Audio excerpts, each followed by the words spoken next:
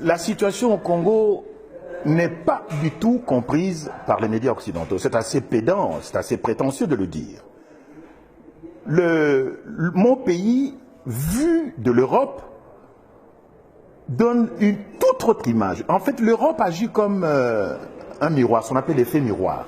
Lorsque vous regardez le Congo à travers les médias, à travers le prisme des médias occidentaux, vous découvrez des choses que vous n'auriez sans doute pas découvertes en vivant sur place. Quelle est la situation en République démocratique du Congo aujourd'hui? C'est une situation absolument ubuesque, aberrante. C'est une situation où même le vocabulaire a été totalement falsifié. Par exemple, l'AFDL, l'Alliance des forces démocratiques pour la libération du Congo, qui a renversé Mobutu le 17 mai 1997. On a prétendu que c'était une rébellion congolaise. Mais non, c'est une milice armée Tutsi. On a dit que le FCD Goma de Maître Azarias Ruberwa, qui fut vice-président de la République, on a dit que c'était une rébellion congolaise. Je suis désolé, Azarias Ruberwa est un Tutsi rwandais. Donc c'est une milice rwandaise. On a prétendu que le CNDP, le Conseil national pour la démocratie ou le progrès, je ne sais pas, de Laurent Nkunda Batouare en général, on a dit que c'était une rébellion congolaise. Ce n'est pas vrai. C'est une milice rwandaise. Parce qu'un Nkunda Batouare était un Tutsi rwandais. On a prétendu que le M23, et ainsi de suite. Donc, il y a donc le premier crime qui a été commis au Congo, c'est un crime de sémantique, de vocabulaire. Tout a été falsifié.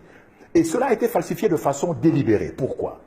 Parce que le Congo aujourd'hui se trouve dans une situation de guerre de type ethnique. Le Congo est occupé par une ethnie, les Tutsis, venus du Rwanda. Le génocide, je dis les génocides, il y en a eu 4 au Rwanda. 4 génocides qui ont été perpétrés au Rwanda, les uns par les Tutsis, les autres par les Hutus. Eh bien, ces génocides ont visé uniquement le Congo. C'était un prétexte, c'était un alibi pour envahir le Congo.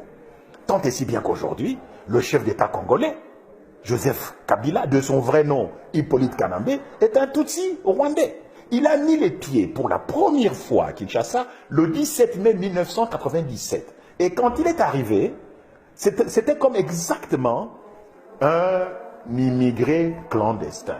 C'est un immigré clandestin. Il est venu à Kinshasa sans passeport, sans visa, dans les bagages de l'AFDL.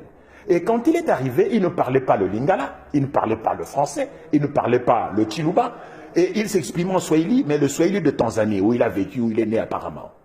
Donc, et ce monsieur, donc, imaginez-vous que un immigré clandestin, un sans-papier, débarque dans un pays, et 3 ans et demi plus tard, il devient chef d'État. C'est une situation unique depuis que la planète Terre existe, peut-être même dans le système solaire. Donc, un immigré clandestin qui devient chef d'État 3 ans et demi après son arrivée.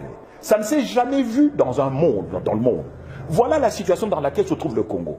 Donc, une situation d'occupation ethnique. Ça, c'est la cause. Cette cause a entraîné des effets désastreux. Actuellement, un génocide est perpétré au Congo. Tout récemment, près de 90 personnes ont été abattues à Béni. Tout le monde s'est excité dessus. Mais on ne dit pas pourquoi. Il semble, mais je n'ai pas vérifié l'information, qu'on a découvert des gisements de pétrole dans le sous-sol de Béni. Donc on veut éliminer la population pour que les multinationales pétrolières viennent exploiter de l'or noir chez nous. Eh bien, aujourd'hui, le bilan des morts au Congo s'élève autour de 8 millions. C'est donc, depuis la fin de la Deuxième Guerre mondiale, le conflit armé le plus long et le plus sanglant. Le plus sanglant, parce que ça fait quand même, il y a 8 millions de morts. Le plus long, parce que cette guerre a commencé en septembre 1976. Et elle se poursuit encore, hic et nunc, ici et maintenant, en 2014, au mois de novembre 2014. Or, il y a aujourd'hui au Congo plus de 52 armées étrangères qui ont soit déjà foulé le sol du Congo, soit y campent encore aujourd'hui. Vous savez que la MONUSCO, la mission des Nations Unies, semble-t-il pour la stabilisation du Congo, se trouve au Congo depuis une bonne douzaine d'années. 21 000 casques bleus au Congo. Et la région la plus militarisée, là où la MONUSCO est la plus active, c'est justement la région du Nord Kivu, où s'est perpétré le massacre de Béni.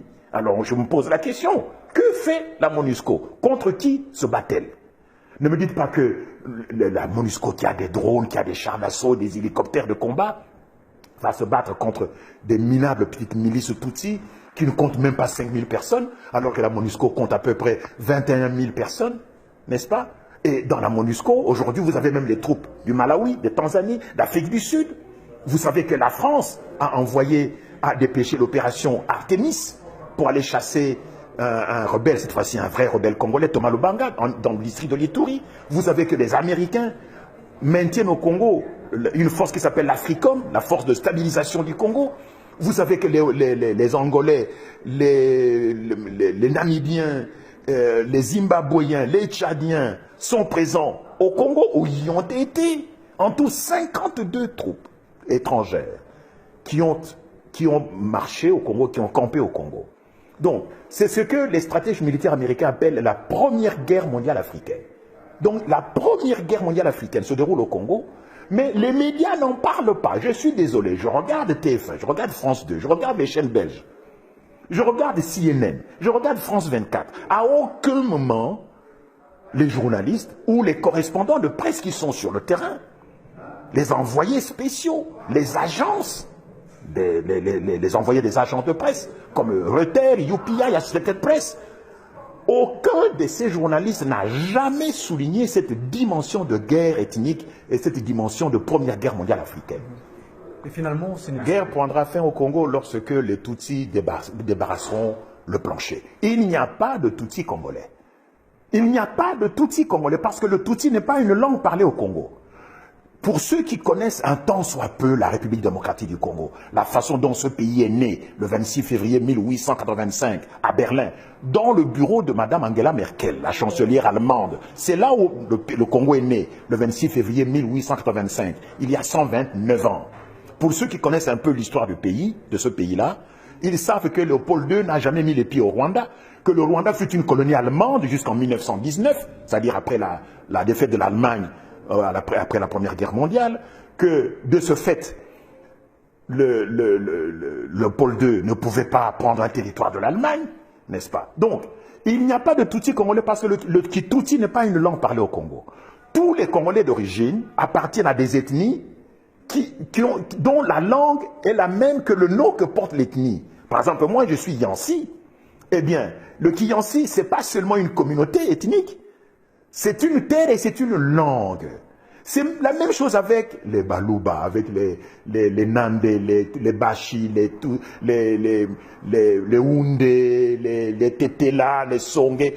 Oh, il y a combien? Il y a entre 400 et 800 ethnies au Congo. Voyez-vous? Donc, on est en train de semer la confusion, de laisser les Tutsis nous massacrer, parce que, évidemment, ces Tutsis sont instrumentalisés par les multinationales, particulièrement anglo-saxonnes, pour qu'ils deviennent les garants, les gestionnaires, les administrateurs du nouvel ordre mondial qu'on veut instaurer en Afrique. Mais, évidemment, vous comprendrez pourquoi la France intervient personnellement dans ces anciennes colonies. C'est pour empêcher que le nouvel ordre mondial en Afrique soit établi, soit instauré au détriment des intérêts français. Voyez-vous? Il y a aujourd'hui des forces, des puissances économiques, militaires et financières qui voudraient s'emparer du précaré français, du précaré colonial, des anciennes colonies françaises, là où la France puise ses matières premières, comme au Niger. Le Niger, comme vous le savez, est le deuxième producteur mondial d'uranium, où se trouve l'Areva notamment. Donc, on veut instaurer, les multinationales veulent instaurer un nouvel ordre mondial en Afrique. Et pour cela, elles veulent détruire les anciens États hérités de la colonisation et donc contester les anciennes frontières. C'est ça qui se passe au Congo. C'est ça qui a failli se passer au Niger. C'est ce qui a failli se passer en Côte d'Ivoire. Voyez-vous? Et même ce qui se passe au Nigeria avec Boko Haram, c'est une déstabilisation généralisée de l'Afrique pour permettre l'instauration du nouvel ordre mondial en Afrique.